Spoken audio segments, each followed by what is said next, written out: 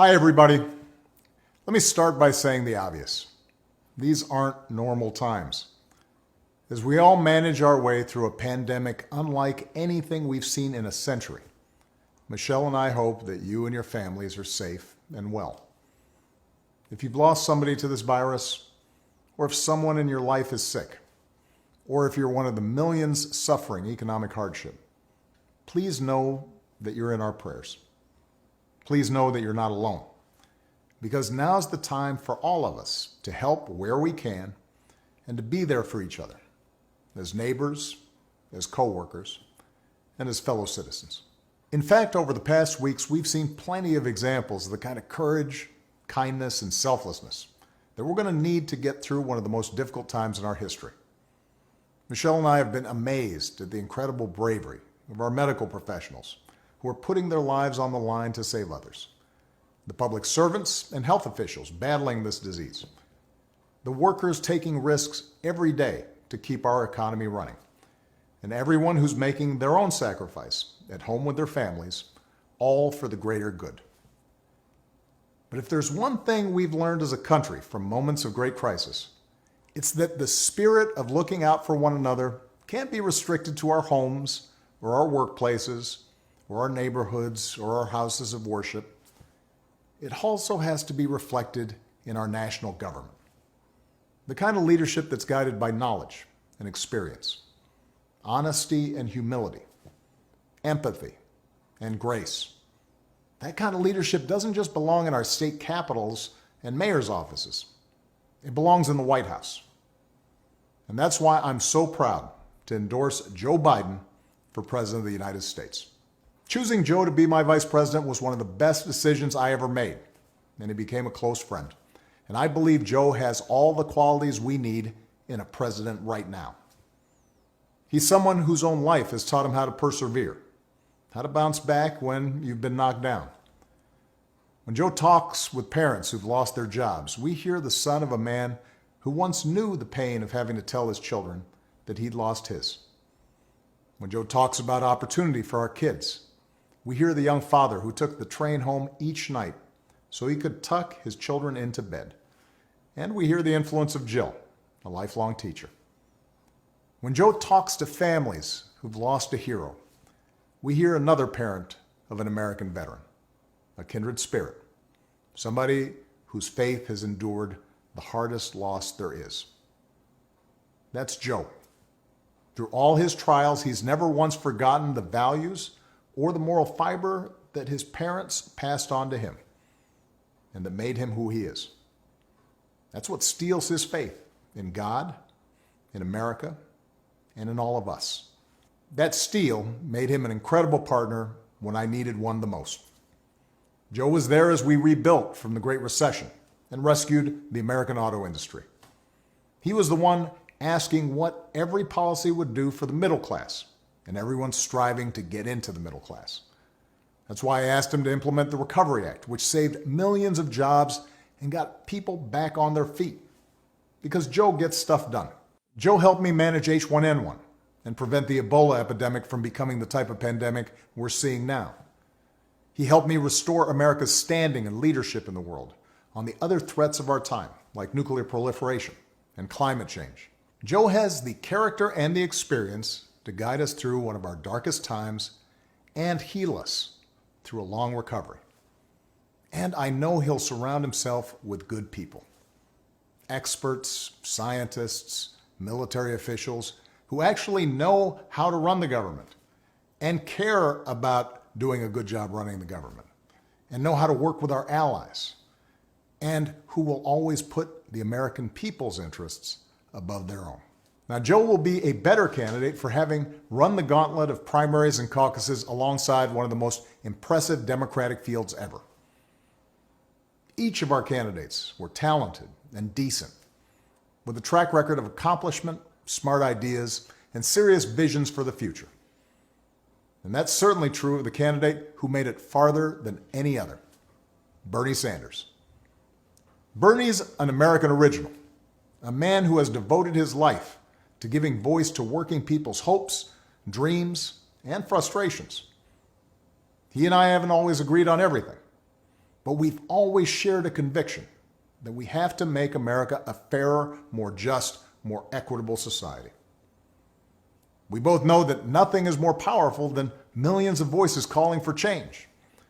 And the ideas he's championed, the energy and enthusiasm he inspired, especially in young people, will be critical in moving America in a direction of progress and hope.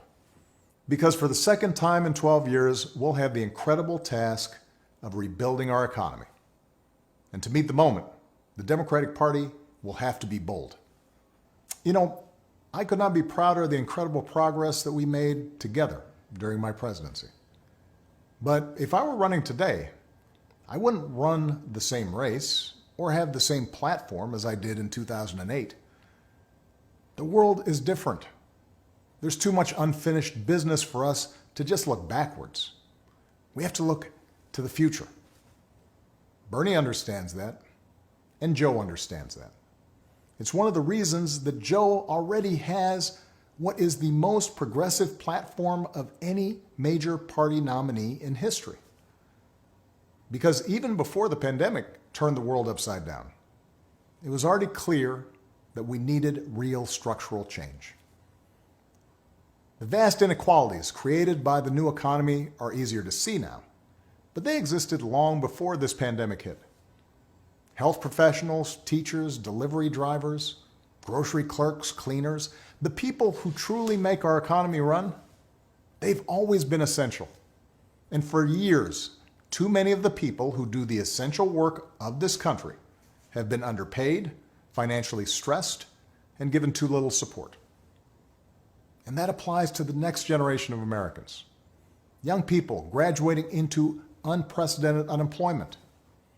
They're going to need economic policies that give them faith in the future and give them relief from crushing student loan debt. So we need to do more than just tinker around the edges with tax credits or underfunded programs.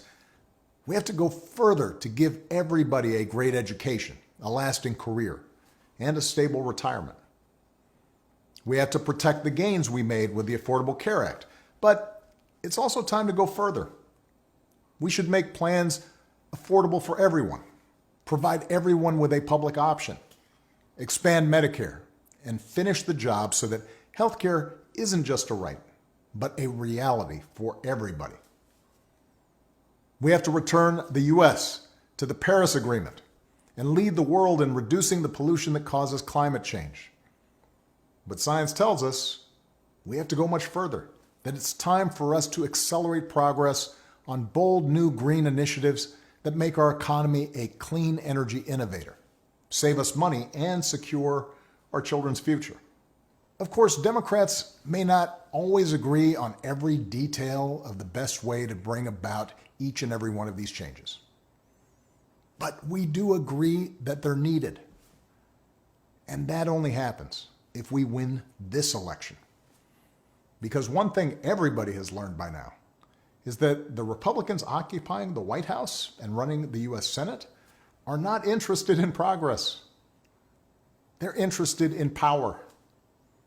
They've shown themselves willing to kick millions off their health insurance and eliminate pre-existing condition protections for millions more, even in the middle of this public health crisis, even as they're willing to spend $1 trillion on tax cuts for the wealthy.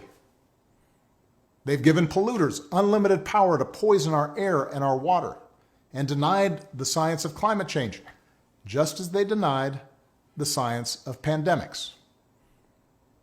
Repeatedly, they've disregarded American principles of rule of law and voting rights and transparency, basic norms that previous administrations observed regardless of party, principles that are the bedrock of our democracy.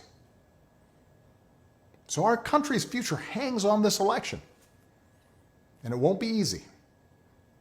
The other side has a massive war chest. The other side has a propaganda network with little regard for the truth. On the other hand, pandemics have a way of cutting through a lot of noise and spin to remind us of what is real and what is important. This crisis has reminded us that government matters. It's reminded us that good government matters, that facts and science matter, that the rule of law matters, that having leaders who are informed and honest and seek to bring people together rather than drive them apart, those kind of leaders matter. In other words, elections matter. Right now, we need Americans of goodwill to unite in a great awakening against a politics that too often has been characterized by corruption, carelessness, self-dealing, disinformation, ignorance, and just plain meanness. And to change that, we need Americans of all political stripes to get involved in our politics and our public life like never before. For those of us who believe in building a more just, more generous, more democratic America, where everybody has a fair shot at opportunity, for those of us who believe in a government that cares about the many and not just the few, for those of us who love this country and are willing to do our part to make sure it lives up to its highest ideals, now's the time to fight for what we believe in. So join us. Join Joe. Go to joebiden.com right now. Make a plan for how you are going to get involved. Keep taking care of yourself and your families and each other. Keep believing in the possibilities of a better world, and I will see you on the campaign trail as soon as I can. Thanks.